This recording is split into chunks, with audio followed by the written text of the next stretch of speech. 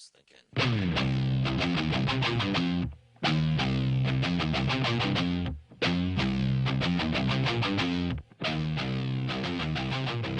To pick up the tip of the middle lines, feel inside the drawers. If we on the night can spread it out.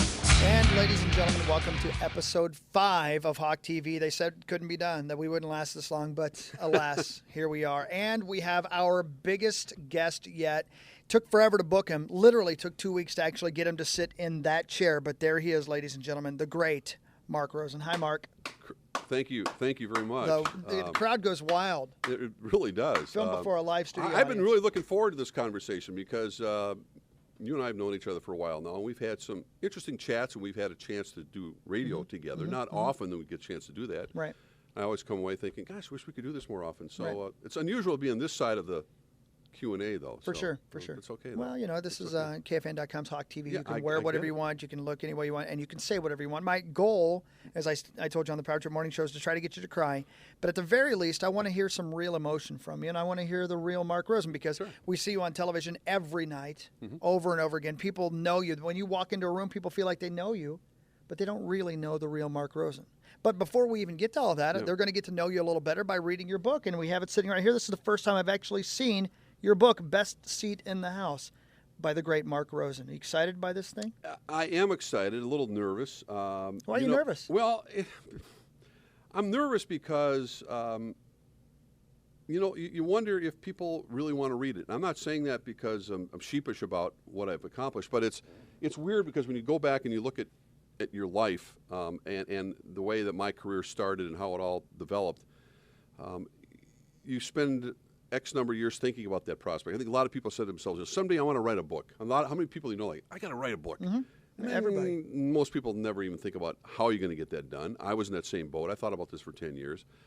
I'm nervous because, I hope that people will be receptive to it. Yeah. It's not a sports book. It's not Right. about batting averages and statistics or specific games all that much about personalities and people. But I'm nervous because it's out of my control. Of course. So it's the only thing. Legitimately, you could put a book out and sell 30 copies. Of course. Yeah. Sure. But truthfully, in the words of the great one, Bud Grant, you can't worry about things you can't control. So Right. I'm saying I'm nervous, but it's nervous anticipation more than being nervous about not selling well. Right.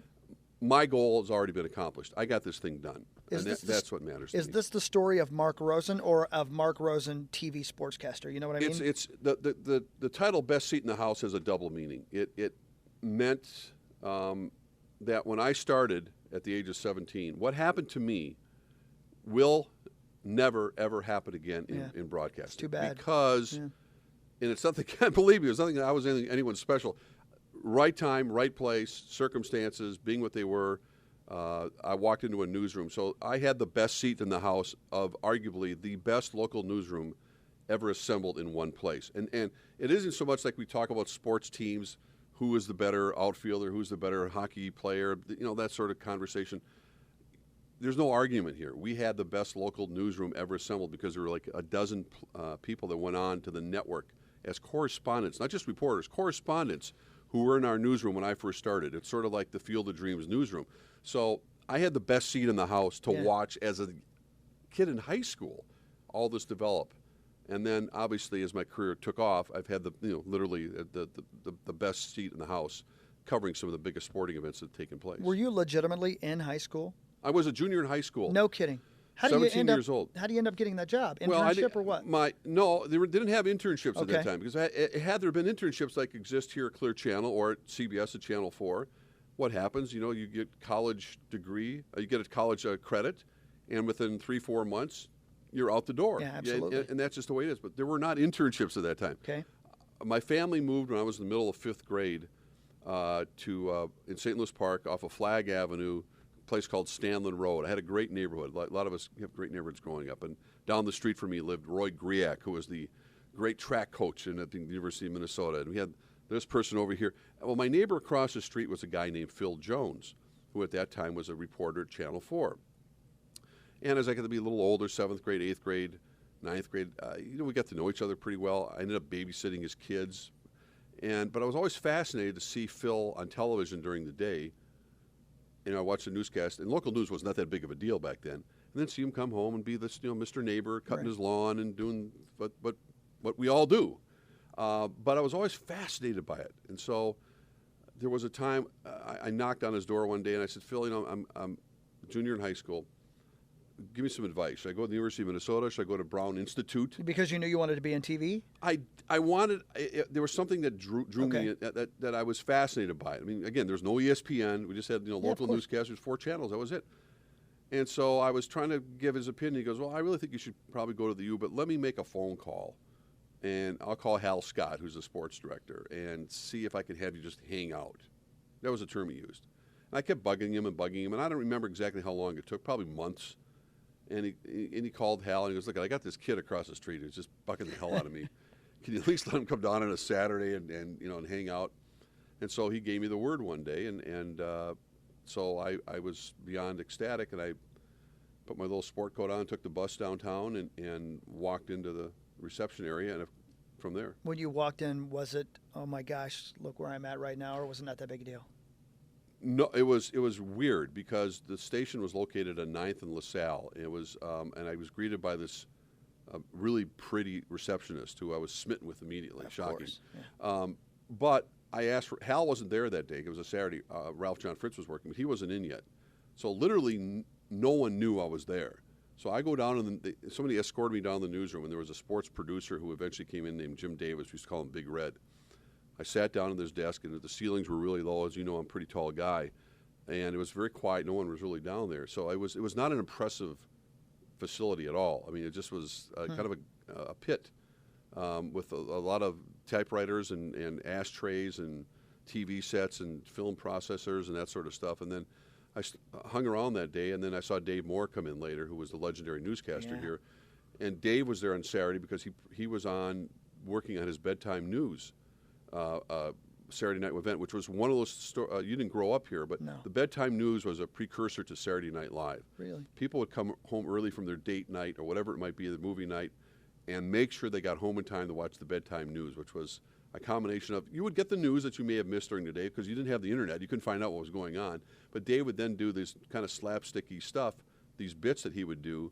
I mean, Al Franken was helping out with him at the time for a while. No kidding. Yeah, so it had all this stuff going on. And Dave Moore, this well-respected, almost Walter Cronkite type figure, would be Dave Moore, the thespian, the actor. Okay, can you tell me what year we're talking? I'm talking 1969. So this is before Al Franken is Al Franken too. I mean, he's just a kid at that point. Was, How awesome is that? Yeah, I mean, this was, I wouldn't say he was there all the time, but Dave would work on this show though, and it was a really big deal. So there's Dave Moore. It's like, oh my, it's like. I said something to him, "Hey, Mr. Moore, my name's Mark Rosen. I'm a neighbor of Phil Jones." And he goes, "Hey, kid, come on back here. I need your help for something." So I literally, the first day I'm there on a Saturday, they're doing this bit with a wrestler. The wrestlers used to come down on Saturday and do their 30-second bit about, I'm going to kill Vern Gagne, that turkey neck, the Crusher would come in and all that kind of stuff. Well, I was in there and I helped take a blindfold off a guy or something, and that film still exists today. It's one of the few pieces of film. My first day down there, I'm 17 years old, and here I am with my goofy-looking, Beatles haircut and whatnot. But so anyway, I knew when I walked in though, I said, I got to come back here on Monday. I went home and told my parents, I said, I got to get back here.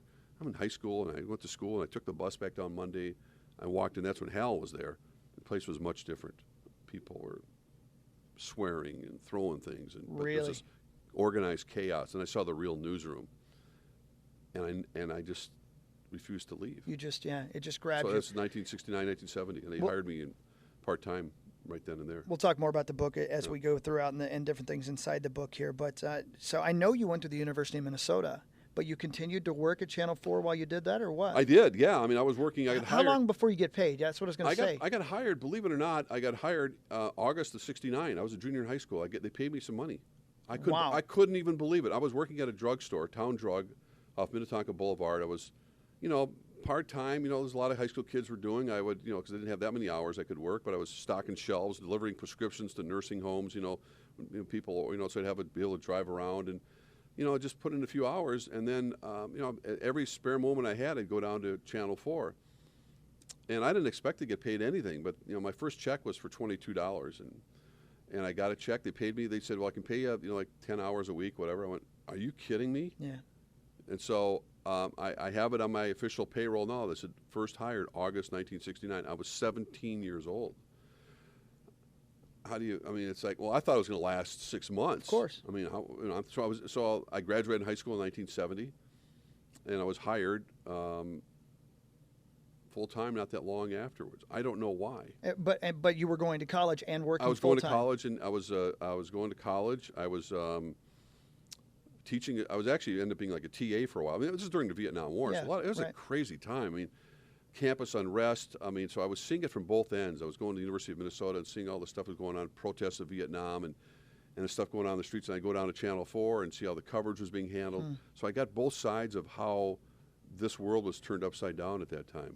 Did you immediately say, I want to do sports on television, or did you just want to do television? I wanted to do sports. Okay. And I grew up, my dad started taking me to Gopher football games when I was 9, 10 years old, the University of Minnesota, when they actually went to a Rose Bowl. Believe it or not, there was a time the Gophers went to a Rose Bowl. That was the can't last wait. time they went.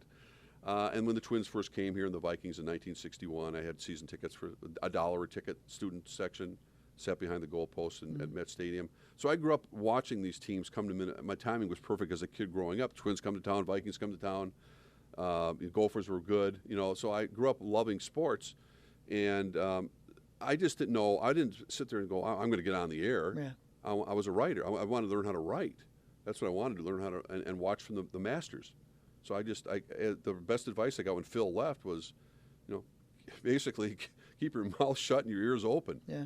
And don't do anything that you're not, capable of doing. So It must have been a wonderful thing for your dad to see you do that, huh?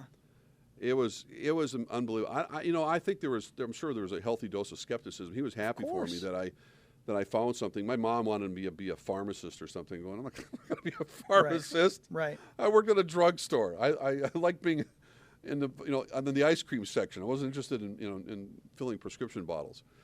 But I knew, it's one of those things that you kind of know. You just felt it in your core that this is where I wanted to be. I didn't know how it was ever going to turn out. Yeah. How could you? I mean, I didn't have any concept other than wanting to work hard and sit back there in that manual typewriter and rip wire copy and rewrite it till my fingers were bleeding. Because I figured this is my only way I was going to get better at it. Did somebody say to you, you have a knack for this, this is what you should do, or did you get where you got because you worked harder than everybody else? I think I worked harder than anybody Yeah. else. I worked because that was my whole life. I mean, I was there pretty much when I got hired at that point. I was going to be there 7 days a week. I would do whatever it took.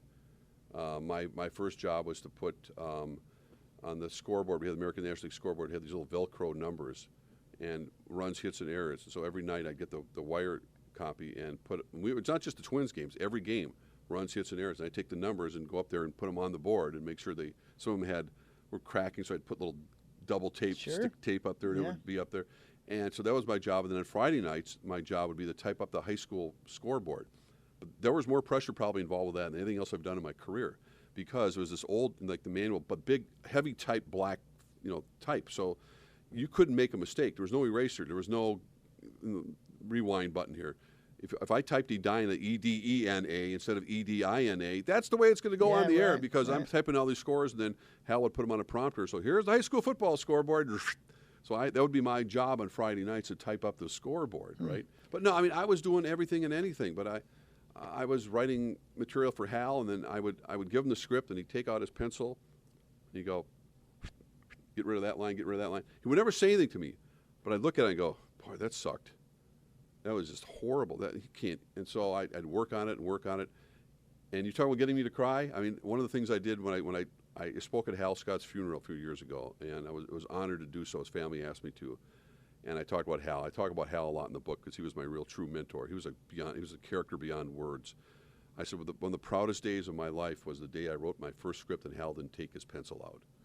That was the day I knew in his eyes that I had made it, that I was accepted in his eyes, that I had come that far, because he was a tough. I mean, he wouldn't critical. He would just be like a teacher giving you your paper back. Sure. Oh my God! From a kid who walked in with no reason to be there to somebody who was actually doing something that your I remember writing was the proud of. year ender for Hal. I was in high school. I wrote the sports year ender for him. Wow. And I'm going. So I mean, that's how it started. Learning the basics. I'm a big guy about fundamentals. I always tell people that. everybody comes up and says, "Yeah, I want to be an anchor. I want to do this." I said, "Look, do you know how to write? Do you know how to write to TV? You know how to write to film? You know how to work with a photographer?" It's like everything else in life. You better master the fundamentals, because no matter how much technology takes us to where we got to be, it gets back to the basics, doing the basics well. And if you don't have that down, you got no chance. It's Mark Rosen. We'll actually talk about you actually getting in front of the camera and how that went and how long it took you to get that done and whether or not you got immediately thumbed up or thumbed down from your bosses. That should be interesting. It's Hawk TV Part 5 with Mark Rosen. We'll break. We'll come right back right here on KFAN.com. I'm Rosie and I know it. This is a special, special talent. You are so disgusting. Go see it. I'm Rosie and I know it. Go see it. Whatever. Well, I'm stupid.